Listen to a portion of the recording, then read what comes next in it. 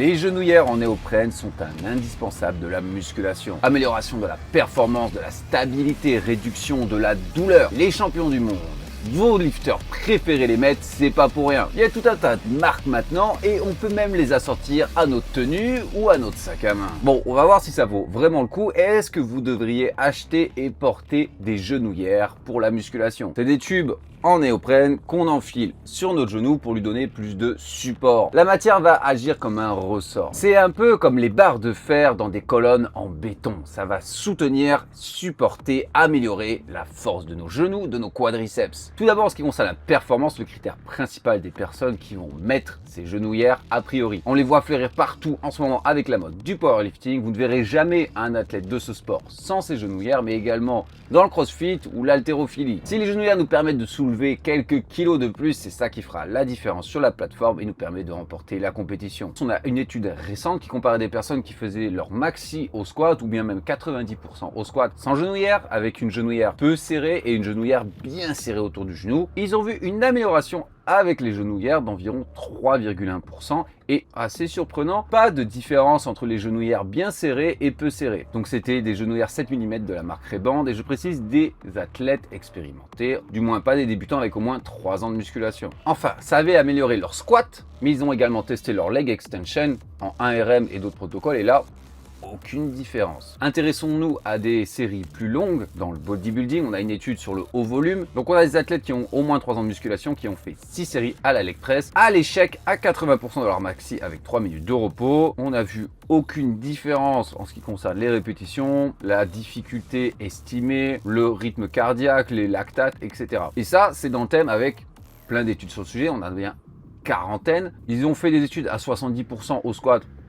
Aucune différence. Quand c'est pas le 1RM au squat, niveau perf, rien. En ce qui concerne la santé, donc l'autre raison courante de porter des genouillères, eh bien, on peut voir que ça diminue significativement les douleurs au genou. Par exemple, ils prennent des personnes qui ont des conditions, des blessures ou de l'arthrose, ce que je connais bien car j'ai de l'arthrose de grade 4. Ils leur mettent les genouillères, il leur faut faire différents tests, par exemple monter les escaliers le plus vite possible, faire ci, faire ça, beaucoup moins mal avec les genouillères. Pareil, ils ont pu voir une augmentation de la proprioception ou de l'équilibre un peu chez tout le monde, même les personnes qui n'ont pas de problème de genoux, mais surtout chez les personnes avec des problèmes des genoux. Ils ont même testé sur des personnes qui avaient de l'arthrose que d'un côté, ils ont pu voir une réduction de 14% de l'adduction, c'est-à-dire envoyer son genou sur le côté en les portant. Très bien, maintenant qu'on a vu ça, je vais vous parler de mon expérience personnelle, car ça fait plus de 10 ans que j'en mets, étant donné qu'au début, pendant des années, je m'entraînais surtout pour la performance, que ce soit athlétique au foot américain ou la force. Les avantages, ouais, c'est vrai, je pense qu'on peut mettre un petit peu plus lourd, mais après, je vais vous dire aussi, je me suis jamais amusé à tester mon maxi, il me semble,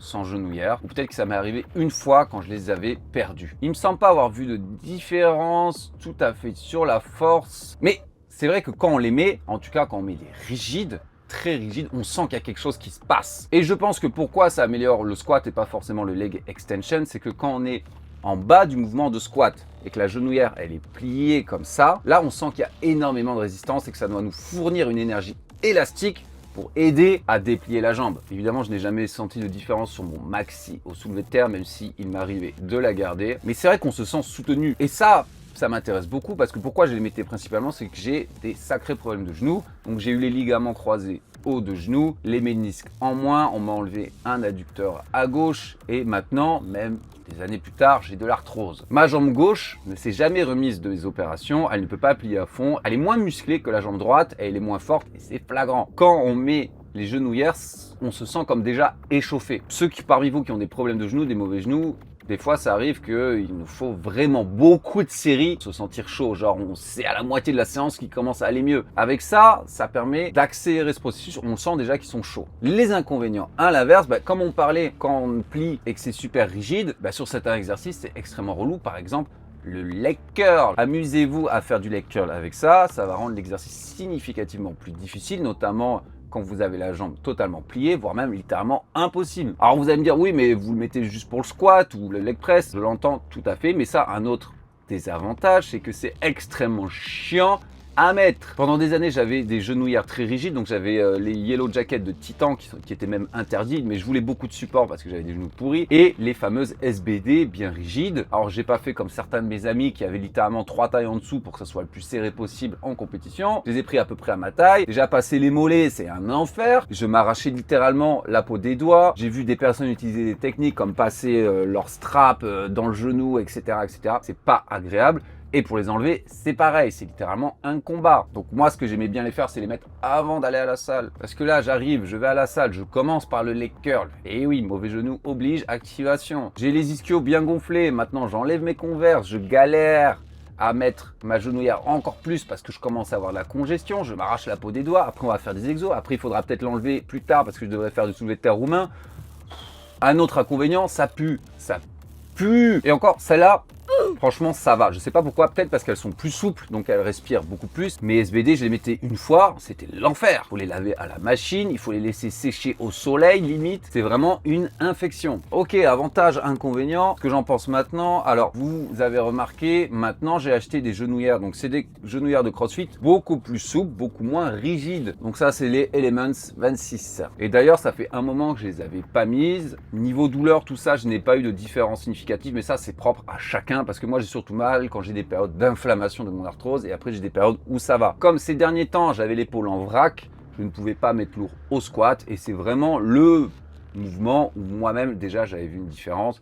Vu que je mettais un peu moins lourd au squat, c'était pas gênant si je mettais pas mes genouillères, ça me dérangeait pas. Moi, je m'embête plus personnellement des genouillères super rigides. Je mets ça parce que c'est très facile à mettre, ça se met, ça s'enlève en 2 secondes. Alors évidemment, elles soutiennent moins, on le sent.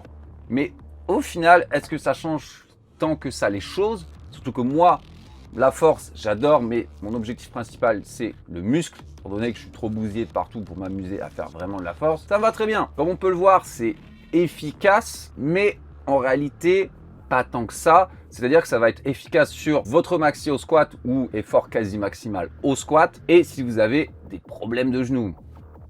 Donc voilà, si vous faites du powerlifting ou si ça vous intéresse de faire des maxi de la force au squat, mettez-les. Si vous avez de l'arthrose ou d'autres problèmes de genoux, mettez-les. Sinon, c'est pas forcément la peine d'en acheter et certainement pas d'acheter des genouillères à 7 à 80 balles. Prenez quelque chose qui coûte un peu moins cher et qui vous aidera tout autant. Même si vous êtes un powerlifter, ce que je vous recommanderais, c'est de pas tout le temps les mettre parce que ça va peut-être très légèrement altérer vos mécaniques de genoux. Si vous suivez une périodisation classique, donc avec, par exemple, sur 3-4 mois, un bloc accumulation, intensification, réalisation. Dans le bloc d'accumulation, vous faites plein de volumes. Vous n'êtes pas obligé de les mettre. Les études ont montré, du coup, clairement qu'avec des charges modérées, personnellement, je les mets juste sur mes grosses séances méga lourdes jambes et la deuxième de la semaine, je ne les mets pas. Voilà, alors parlez-moi de votre expérience avec les genouillères. Est-ce que vous avez des marques, des situations à nous faire partager? N'hésitez pas à en parler en commentaire et qu'on en discute. Si vous avez besoin de programmes personnalisés, de coaching complet à distance ou d'analyse morphologique, n'hésitez pas à me contacter sur mes réseaux ou sur mon site